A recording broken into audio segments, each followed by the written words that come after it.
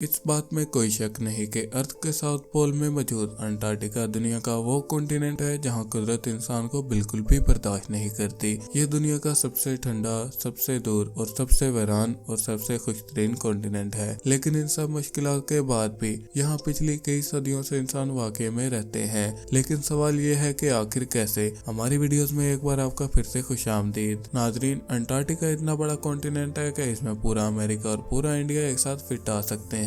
Imagine करें कि इतने बड़े कॉन्टिनेंट का 98% हिस्सा गहरी बर्फ से भरा हुआ है। इतनी गहरी कि यहाँ के हिस्सों में 5 किलोमीटर अंदर तक सिर्फ बर्फ ही बर्फ है। वैसे तो यहाँ टेम्परेचर -60 डिग्री सेल्सियस तक जाता है, लेकिन साल में 1 या 2 मरतबा यहाँ गर्मी भी पड़ती है। पर इस गर्मी में भी यहाँ का टेम्परेचर -12 डिग्री सेल्सियस तक जाता है, क्योंकि यहाँ पूरे साल टेम्परेचर फ्रीजिंग पॉइंट से कम ही रहता है। इसी वजह से यहाँ बर्फ मेल्ट ही नहीं होती। हर साल अंटार्कटिका में 2 इंच एडिशनल बर्फ पड़ती है। वैसे तो ये फिगर बहुत कम है, लेकिन पिछले करोड़ों सालों से 2-2 इंच करके यहाँ बर्फ की लेयर्स बढ़ती ही चली जा रही हैं। सिर्फ बर्फ और शदीद टेम्परेचर ही यहाँ के लिए मुश्किलात पैदा नहीं करते, बल्कि अंटार्कटिका में ह्यूमिडिटी ना होने के बराबर है। नॉर्मली हमारे पास 40% से लेकर 80% वाटर वेपर्स होते हैं, जो इंसानी सेहत के साथ साथ इकोसिस्टम के लिए भी बहुत फायदेमंद होते हैं। लेकिन अंटार्कटिका में ह्यूमिडिटी लेवल सिर्फ और सिर्फ 0.03% ही है। यही वजह है कि अंटार्कटिका में स्किन डिजीज और बॉडी का डिहाइड्रेट होना बहुत ही कॉमन है।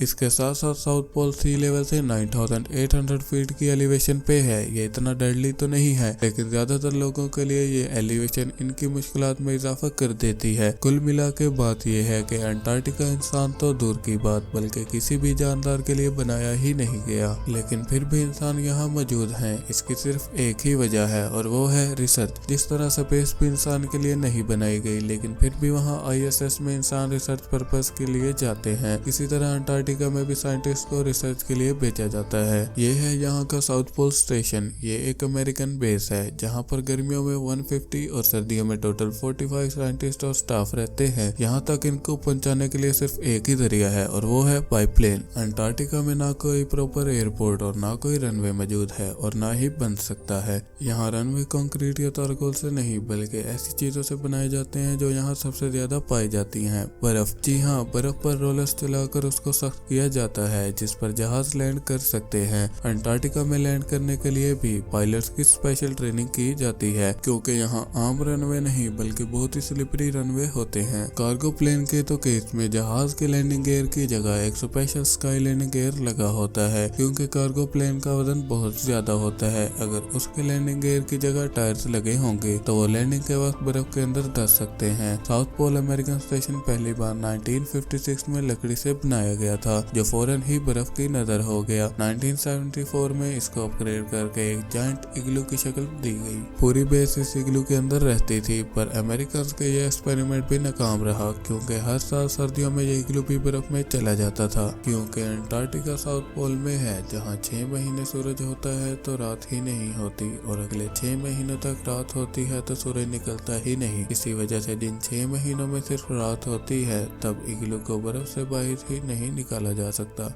यानी स्टाफ को अगले 6 महीनों का वेट करना पड़ता, जिसमें खुदाई करके इसको फिर बाहर निकाला जाता था। इसमें टाइम भी लगता था और एक्स्ट्रा फ्यूल भी यूज होता था। 2008 में अमेरिका एक नई अप्रोच के साथ मैदान में उतरा और इग्लू को भी रिप्लेस करके ये चीज बनाई। इस बिल्डिंग की खास बात यह है कि इसकी शेप एरोडायनेमिक है, और इसको हाइड्रोलिक पिलर्स पर बर्फ से थोड़ा उठाकर खड़ा किया गया है। एरोडायनेमिक शेप की वजह से तेज हवाएं बर्फ को इसके ऊपर और इसके नीचे इकट्ठा नहीं होने देती, लेकिन हर 10 सालों के बाद फिर भी इसके नीचे बर्फ जमा हो जाती है, लेकिन तब इसको आसानी से अपलिफ्ट किया जा सकता है। अंटार्कटिका एक फ्री कॉन्टिनेंट है, यानी इसको कोई भी कंट्री ओन नहीं करती। यहाँ पर 29 कंट्रीज के अपने अपने रिसर्च सेंटर्स भी बने हैं। लेकिन सवाल ये है कि साउथ पोल में ऐसी कौन सी रिसर्च होती है जो दुनिया में कहीं और मुमकिन नहीं। यहाँ ज्यादातर स्पेस रिलेटेड और एस्ट्रोनॉमिकल रिलेटेड सर्च होती है। असल में नॉर्मल हवा में मौजूद वेपर्स आसमान को धुंधला कर देते हैं। अगर हम ट्रॉपिकल एटमॉस्फेयर में टेलीस्कोप लगाएंगे तो ज्यादा दूर तक नहीं देख सकते। साउथ पोल में ह्यूमिडिटी ना होने की वजह आसमान बहुत क्लियर नजर आता है, और टेलीस्कोप स्पेस में लाखों लाइट ईयर्स दूर तक भी आसानी से देख सकते हैं।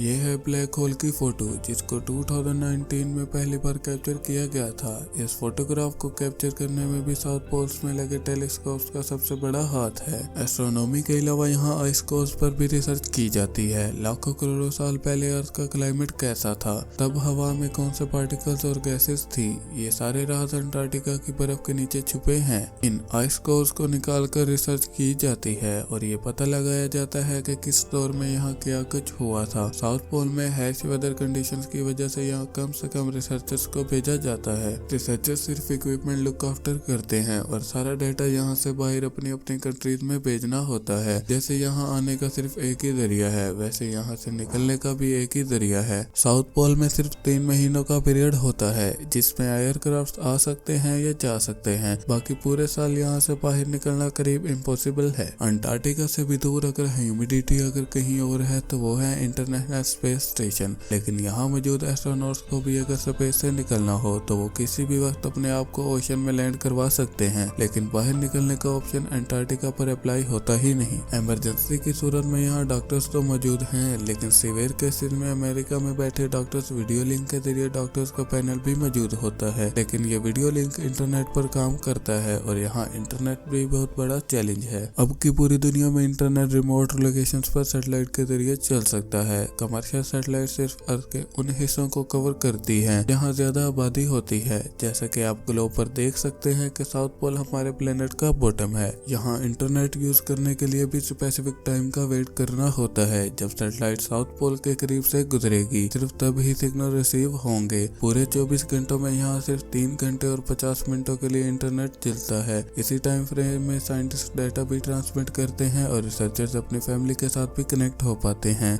इसके अलावा साउथ पोल में वेस्ट मैनेजमेंट भी बहुत बड़ा इश्यू है। इंटरनेशनल लॉ के मुताबिक इस कॉन्टिनेंट को पोल्यूशन और वेस्ट फ्री रखना हम सबकी जिम्मेदारी है, क्योंकि अगर यहाँ थोड़ी सी भी पोल्यूशन हुई तो साइंटिफिक रिसर्च को नजरअंदाज कर सकती है। इसका मतलब ये है कि यहाँ जो चीज भी आएगी उसको अल्टीमेटली वापस भी जाना है। यहाँ स्टेशन का वेस्ट पूरा साल इकट्ठा करके उसको कोस्ट पे मौजूद एमसी मेडो स्टेशन पे ट्रांसफर किया जाता है, जहाँ इस वेस्ट को प्रोसेस करके साल में सिर्फ एक बार आने वाली शिप पर वापस यूएस रवाना कर दिया जाता है। विंटर सीजन में साउथ पोल स्टेशन पे सिर्फ 45 लोग होते हैं। इन लोगों को बड़ी एहतियात से रिसर्च करके इस मिशन के लिए सिलेक्ट किया जाता है, क्योंकि ये वो पीरियड होता है जिसमें अगर कोई नाकहानी हो गई तो उनको यहाँ से निकालना या बाहर की दुनिया का इनको रेस्क्यू करना नामुमकिन होता है। ये क्रू हर तरह की सिचुएशन से निपटने के लिए फिट होता है। इस पीरियड में 6 महीनों तक सिर्फ रात होती है। एंजाइटी, डिप्रेशन, होप, सिकनेस के अटैक्स भी बहुत कॉमनली पाए जाते हैं और इस मुश्किल घड़ी में यहाँ कम्युनिकेशन भी ना होने के बराबर होती है। पूरे 6 महीनों तक लिमिटेड रिसोर्सेज पर गुजारा करना इस क्रू का एक ऐसा कारनामा और सैक्रिफाइस है जिसको एक छोटी सी वीडियो में एक्सप्लेन करना मेरे लिए बहुत ही मुश्किल है।